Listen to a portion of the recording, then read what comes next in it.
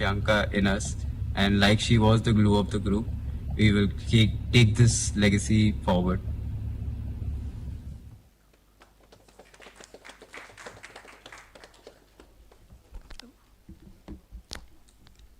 Hi, my name is Mahima. Uh, you met some of Shriyanka's oldest friends. I'm not one of those. I actually met Shriyanka quite later in life compared to the rest here. But very quickly, I realized that fabulous things happen and fabulous stories happen when you're with her. Be it getting stuck on a boat on a waterless stream in Sundarbans, singing Rabindra Sangeet for hours while peeling eggs, or walking in the inside streets of Bombay and running into a random Christmas rave, dancing there for a while. Every second with her was fabulous. You know, when I first met her, she was Sanjana's elder sister to me. But that very quickly changed into a very sweet friendship.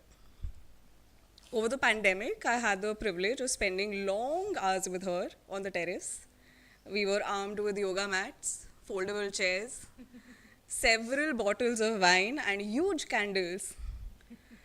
Dreams, ambitions, these are some of the things we would talk about, things that would make us happy, sad, annoyed, lots of things. We would also talk about lighter things, you know, like after COVID, when we were finally let into the house again, uh, we would get dressed in her room, and you know, I had this habit. I realized that after getting dressed, I would just sort of like look back towards her and wait for her like stamp of approval, and she would like really give it, okay? And if she's ever complimented you, you will know how it feels when she compliments you. First of all, it doesn't come very often. If it does, it feels like you've been seen and you wait for it, you crave it. You know, I've been thinking about her legacy, a lot of us have, and it's a fabulous legacy. A small part of that legacy lives in my heart, in my mind, and it pushes me to do the best journalistic stories. It pushes me to live unapologetically because she did. And every time I do something right, I hear those words of approvals in my head. And I think that is why she's always going to be with me. Thank you.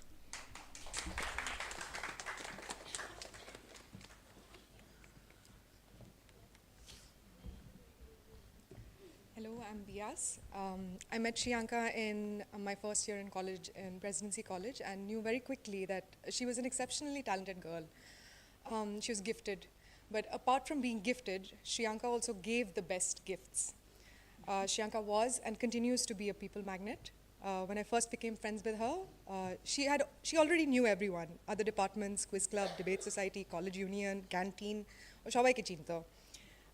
What I didn't know back then was that being friends with Sriyanka meant you were friends with everyone. She banded us together. In college, Sriyanka and I formed Stage Fright, a dramatic society that brought together the most gleeful, impish, and talented students from across arts and science. We put up plays on campus, in theatre festivals, in college fests. Our juniors really did call her boss man, and she really was the boss, you know. She directed us, she pushed us to do better. And as if class and theatre wasn't enough, Sriyanka also participated in quiz, debate, even college politics, while all the while somehow also managing a first class in every college exam. At parties, most of which either began or ended in her room, sometimes both, I was the first to fall asleep, but Sriyanka's energy was boundless. She could talk about anything at length, whether it was war or heartbreak. She was a master storyteller, and she wasn't afraid to make fun of herself, something she did frequently and with style. When she laughed, her eyes disappeared. Her powers of persuasion were magical. Sriyanka could convince even the strictest of parents to give permission for night out 3 days in a row. Ask me, I know. And she would all give us nicknames: Meets, Keeks, Bee, Josh, Mugs. If you were in her room at sunset, she would play the most beautiful music. I remember she introduced me to the beautiful lilting music of the kora, a West African stringed instrument that I know she loved. And every time I left her room, I would take with me beautiful songs and a funny story to laugh about later. She brought color to my life. I would always be fascinated by the way she would put together her outfits, glamour, funky necklace, rings. When I visited her last year in New York, she said, "I think you should add some color to your eyes." I loved getting ready with her. Before a party, we would all raid her closet, and she would have something for everyone. Sequin skirts, silvery dress, makeup, nail polish, boxes of glitter. I remember parties where all the girls wore Sriyanka's clothes right down to the shoes. In Brooklyn, she had friends everywhere, in the building, in the bodega down the street, in the park. She showed me the school where she had shot a film about the school kids on the brink of arrest. As a filmmaker, she gave her voice to those in the community who needed it most, and that won her friends across the neighborhood. She introduced me to the bodega owner who gave me special discounts just for being Sriyanka's friend. I remember when her old neighbor stepped out to chat, she was wearing a kaftan that Sriyanka had gifted her. It struck me that Sriyanka was always buying presents for her friends from her travels all over the world.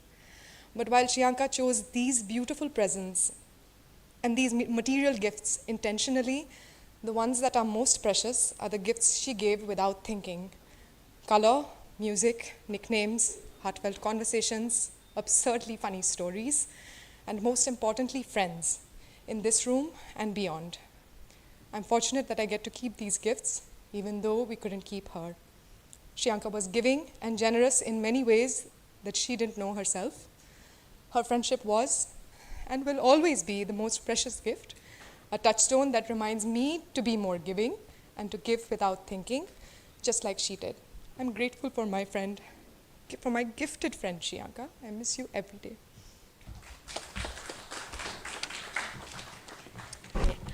You've heard it from her friends here in India, and now you're going to hear it from her friends there in New York, where that was a whole other life. So here it is.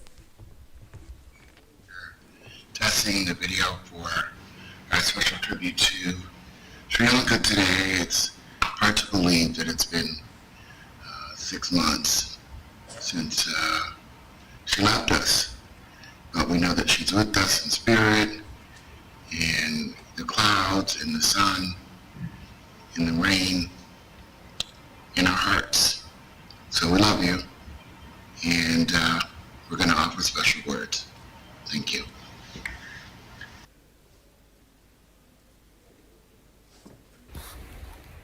My Shri Shri, it's Megs sending you this video from the depths of the Canadian forest, truly snowing all around me, somewhere that you always wanted to come and visit.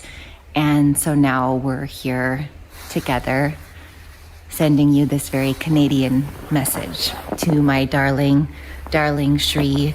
You are one of the greatest gifts of my life, one of the greatest surprises of my life, and as it happens when you love so hard, also one of the greatest losses of my life. I truly believe that we were meant to find each other in this lifetime, and what keeps me going is that I truly believe that we will find each other again in the next lifetime. You know, when we met, we completely bonded immediately over journalism and social justice, and we were just fire together, creating and caring and debating ethics.